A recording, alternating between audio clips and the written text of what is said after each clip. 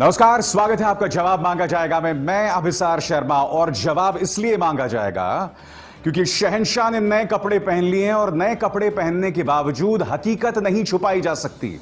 एक ऐसी बदनुमा हकीकत जिसे देखकर हर देशभक्त भारतीय का सिर शर्म से झुक जाना चाहिए। जी हां, मई के महीने में चीन ने घुसपैठ की थी। चीन अब भी हमारी जमीन पर बना हुआ है। यह बात मैं नहीं कह रहा हूं, क्योंकि यह बात मैं तो मई के सप्ताह से कह रहा हूं, मगर अब यह बात किसी और ने नहीं बल्कि रक्षा मंत्रालय ने इन दस्तावेजों में कही है जो इस वक्त आपके स्क्रीन पर दिखाई दे रहे हैं। जी हां, मगर दिलचस्प बात यह है कि अगले ही दिन बहुत ही रहस्यमय तरीके से यह दस्तावेज गायब भी हो जाते हैं। अब भी चीन हमारी जमीन पर बना हुआ है। इसका मतलब आप समझते हैं, 1962 को हमने पूरी जंग लड़ डाली थी। क्यों? क्योंकि चीन हमारी जमीन पर कब्जा करना चाहता था। उसके बदले में हमें करारी हार का सामना करना पड़ा था।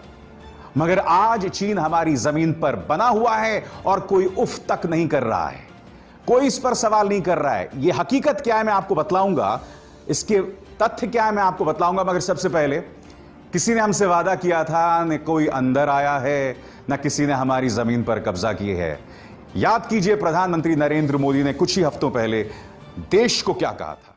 न वहां कोई हमारी सीमा में घुस आया है, न ही कोई घुसा हुआ है, न ही हमारी कोई पोस्ट किसी दूसरे के कब्जे में है। प्रधानमंत्री का वादा, देश के सबसे लोकप्रिय राजनेता, आजाद भारत के इतिहास में लोकप्रिय प्रधानमंत्रियों में से एक प्रधानमंत्री नरेंद्र मोदी ने यह बात कही, किसी और ने नहीं, कि चीन ना घुसा है ना आया है। अब मैं आपको पढ़ के सुनाना चाहूंगा दरअसल वो दस्तावेज कह क्या रहा है। आपके स्क्रीन पर वो दस्तावेज तो आप देख ही रहे हैं, साथ ही अब मैं आपको खबर पढ़ के सुनाना चाहूंगा। रक्षा मंत्रालय ने आधिकारिक तौर पर स्वीकार किया है कि चीनी सैनिकों ने भारतीय क्षेत्र पूर्वी लद्दाख में मई के महीने में घुसपैठ की थी। मंत्रालय का यह बयान ऐसे समय आया है जब शीर्ष स्तर की सैनिक वार्ता के 5 दौर के बावजूद पैंगोंग सौ और गोगरा में गतिरोध जारी है। बीते मंगलवार को रक्षा मंत्रालय की वेबसाइट पर अपलोड किए गए नए दस्तावेज में बताया गया है कि बीजिंग पक्ष ने कुगरांग नाला हॉट स्प्रिंग के उत्तर में पेट्रोलिंग पॉइंट 15 के पास गोगरा यानी PP-17A और पैंगोंग सौ के उत्तरी तट के क्षेत्रों में 17-18 मई को सीमा क्षेत्र का उल्लंघन यानी ट्रांसग्रेशन किया था। बता दें, ट्रांसग्रेशन शब्द का इस्तेमाल भारत द्वारा चीन के साथ वास्तविक नियंत्रण रेखा पर घुसपैठ के लिए उपयोग होता है। क्या मतलब हुआ इसका? और जानते हैं, जले पे नमक छिड़कना वो इस तरह से सामने उभर कर आ रहा है क्योंकि चीन अब चर्चा भी नहीं करना चाहता है। यानी कि घुसपैठ करके वो बना हुआ हमारी जमीन पर, अब वो उस पर चर्चा भी नहीं करना चाह रहा है। यानी कि भारत के लिए यह दोहरी मार है। अब बात यहां नहीं रुकती। खबर आई, प्रधानमंत्री ने क्या कहा वो भी आपको पता चला। फिर रहस्यमय ढंग से एक दिन बाद, जब एक खबर आई उसके एक दिन बाद वेबसाइट से वो जानकारी ही लुप्त कर दी जाती है। जी हां, अब एनडीटीवी की मैं खबर आपको पढ़ के सुनाना चाहता हूं। रक्षा मंत्रालय ने गुरुवार को अपनी वेबसाइट पर एक डॉक्यूमेंट अपलोड किया था जिसके मुताबिक लद्दाख के कई इलाकों में चीनी सेना के अतिक्रमण की घटनाएं बढ़ी। साइट पर अपलोड किए गए इस डॉक्यूमेंट में मंत्रालय ने स्वीकार किया था कि मई महीने से चीन लगातार LAC पर अपना अतिक्रमण बढ़ाता जा रहा है, खास तौर से गालवान घाटी, पैंगोंग सौ, गोगरा, हॉट स्प्रिंग जैसे क्षेत्रों में। डॉक्यूमेंट के मुताबिक चीन ने 17 से 18 मई के बीच लद्दाख में कुंगरांग नाला, गोगरा और पैंगोंग सौ झील के उत्तरी किनारे पर अतिक्रमण बढ़ा दिया है। मगर अभी अभी मिली खबर के मुताबिक रक्षा मंत्रालय ने इस दस्तावेज को अपनी वेबसाइट से हटा दिया है। मैं आज आपसे 2 सवाल पूछना चाहता हूं दोस्तों। पहली बात, प्रधानमंत्री नरेंद्र मोदी ने जो देश से वादा किया था, क्या आप किसी भी न्यूज चैनल में इसमें सुगबुगाहट सुन रहे हैं? क्या कोई भी न्यूज चैनल यह सवाल कर रहा है भारतीय जनता पार्टी से कि सरकार ने तो देश को एक वादा किया था, और वो वादा क्या था कि चीन हमारी जमीन पर नहीं घुसा, ना उसने कोई जमीन पर कब्जा किया, मगर अब कोई और नहीं बल्कि रक्षा मंत्रालय खुद कह रहा है। नंबर 1। नंबर 2, रहस्यमय तरीके से वो जानकारी जो रक्षा मंत्रालय दे रहा है उसे गायब कर देना। मैं आपको बता दूं, इस पर सियासत भी शुरू हो गई है। इस मुद्दे पर राहुल गांधी ने करारा हमला बोला है सरकार पर, और राहुल गांधी ने क्या कहा है आपके स्क्रीन पर।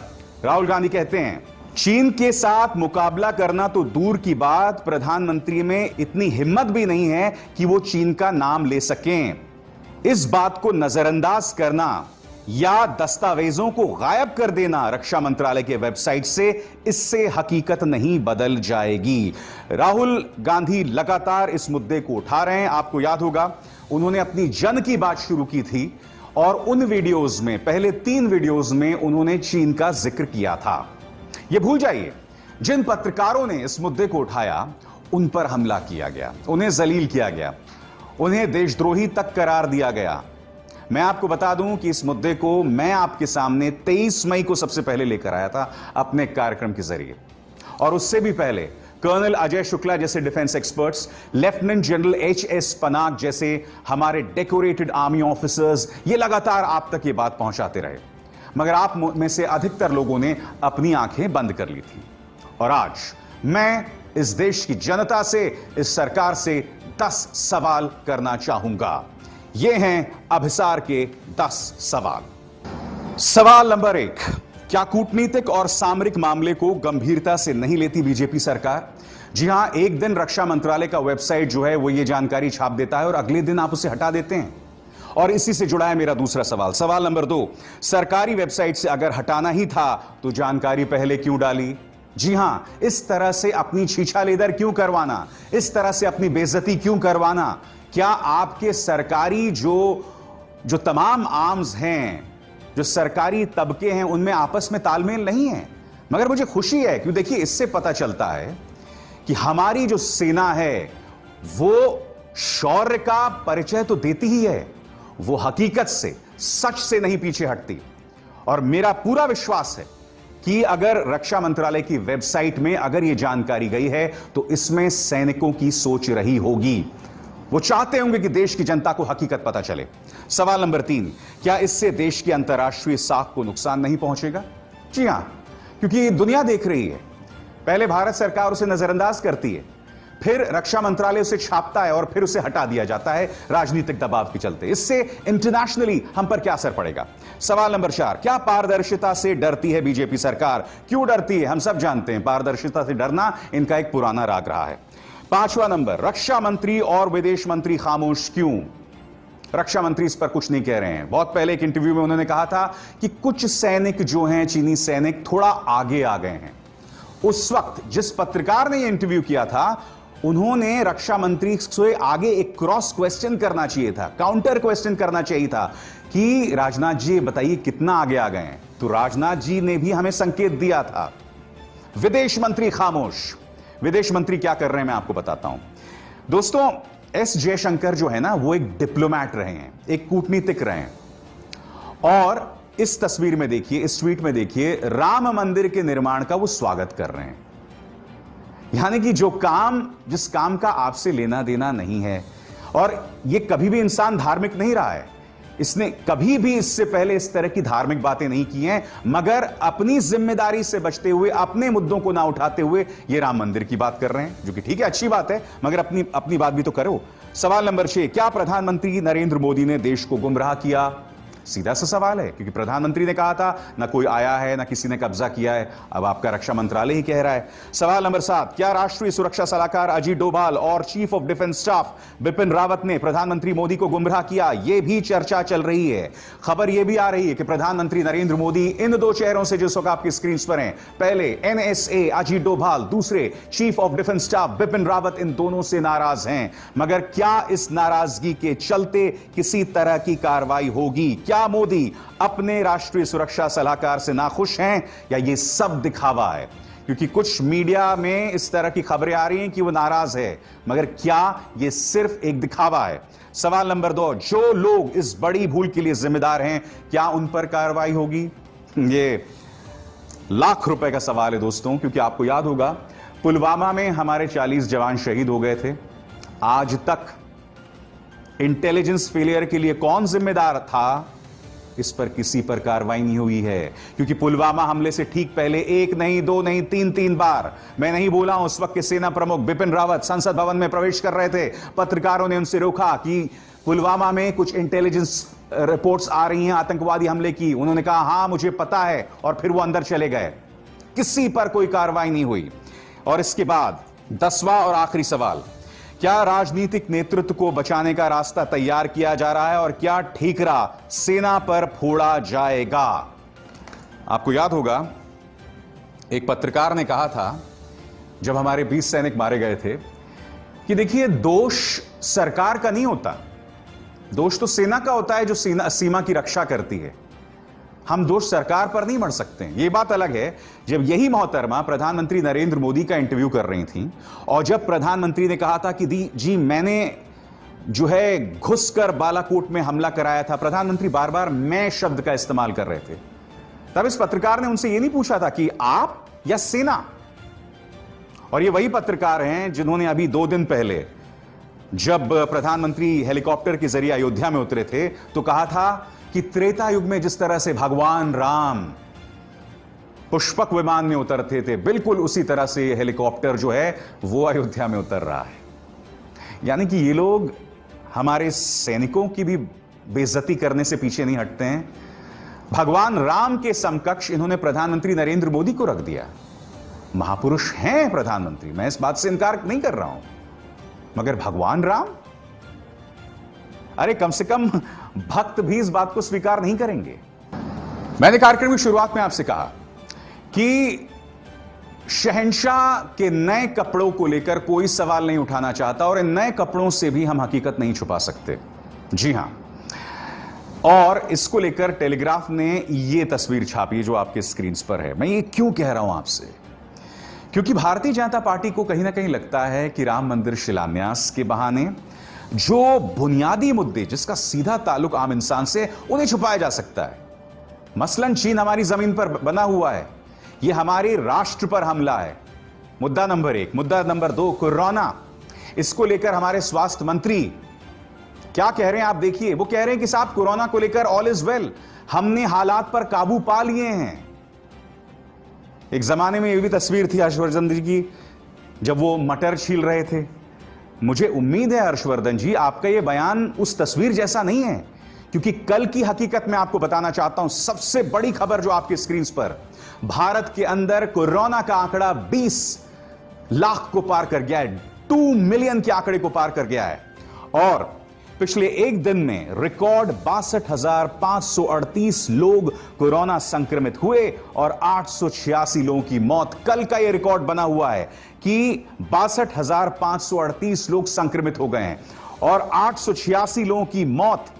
कुल संक्रमितों की संख्या बढ़कर अब 20,27,074 हो गई है। एक्टिव केसेस 6,07,384, मरीज जो ठीक हुए 13,78,105। रिकवरी रेट जो एक अच्छी खबर है वो है 67.98%। और अब तक 41,585 मौतें। मैं इस बात को मानता हूं रिकवरी रेट बेहतर है। मैं जानता हूं कि भारत की स्वास्थ्य सेवा लचर है। ऐसे में जो लोग लगातार बढ़ रहे हैं, जिनकी संख्या बढ़ रही है, उनका इलाज कैसे होगा? मेरी ये बात समझ के परे है कि स्वास्थ्य मंत्री ऐसा दावा कैसे कर सकते हैं। तो ये जो 2 C's हैं, ये 2 C's हमारे लिए सिरदर्द का सबब बने हुए हैं। पहला कोरोना, दूसरा चीन। और इन दोनों मुद्दों को लेकर यह सरकार बयानबाजी जो है वो गलत बयानबाजी कर रही है। और दोस्तों मैंने देखा है कि दुनिया भर में जब भी कोई नेता कमजोर होता है, हालांकि मुझे नहीं लगता प्रधानमंत्री नरेंद्र मोदी कमजोर स्थिति में है, क्योंकि प्रधानमंत्री नरेंद्र मोदी ने जो अपना मुकाम बना लिया है शिलान्यास के बाद, वो मुकाम अब कम से कम हिंदू हृदय सम्राट के तौर पर कोई नहीं छू सकता। विकास पुरुष तो कहां है वो तो हमें नहीं पता, बुनियादी मुद्दों पर तो कोई बात नहीं कर रहा है, मगर बतौर हिंदू हृदय सम्राट उनकी छवि कहां पहुंच गई है। क्योंकि आप जो मध्यम वर्गीय हिंदू परिवारों के व्हाट्सएप स्टेटसेस को देखो, उनके फेसबुक पेज पे जाओ, तो राम मंदिर बन गया, सारी समस्याओं का समाधान हो गया। ठीक है, अब जो मैं आपको बता रहा हूं, ये समस्याएं जब पेश आती हैं तो जनता का ध्यान भटकाने के लिए कई चीजें होती हैं। और ये सिर्फ भारत ही नहीं है, इसकी एक मिसाल मैं आपको देना चाहूंगा अमेरिका की।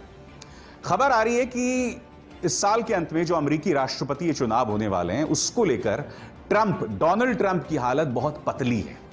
अब वो अपने मुख्य प्रतिद्वंदी जो बाइडेन पर यह आरोप लगा रहे हैं कि अगर जो बाइडेन राष्ट्रपति बन गए तो बाइबल को जला दिया जाएगा, भगवान को हटा दिया जाएगा।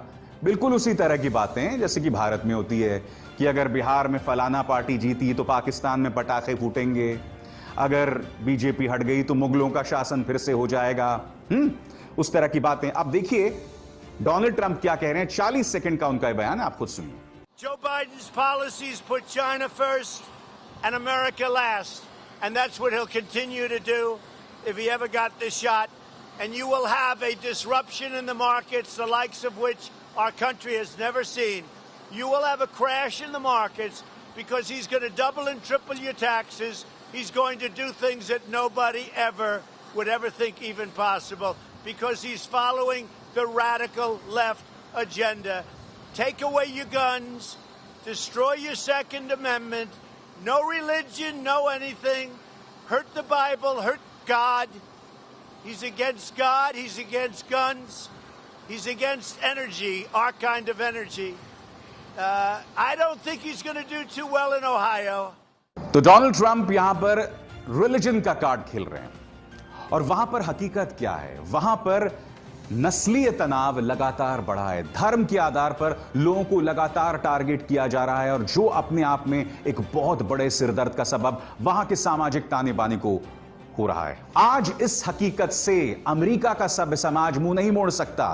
क्यों? क्योंकि सत्ता पर एक ऐसा शख्स आसीन है जिसके समर्थक इसी तरह से माइनॉरिटीज को टारगेट करते हैं, दूसरे देशों से आए लोग हैं उन्हें टारगेट करते हैं। कुछ इसी तरह का माहौल भारत में भी बना हुआ है। यह मत सोचिए कि इस तरह से करके हम तरक्की के रास्ते पे बढ़ सकते हैं, क्योंकि आज जो बुनियादी समस्याएं हैं, चाहे वो नौकरी को लेकर हो, चाहे वो चीन की घुसपैठ को लेकर हो, चाहे वो कोरोना को लेकर हो, ये तमाम मुद्दों को लेकर भारत घिरा हुआ है। और इन चीजों से मेरी आपसे अपील, कृपया मुंह मत मोड़िए। तो जवाब मांगा जाएगा। मैं बस इतना ही। अब विशार शर्मा को दीजिए इजाजत। नमस्कार।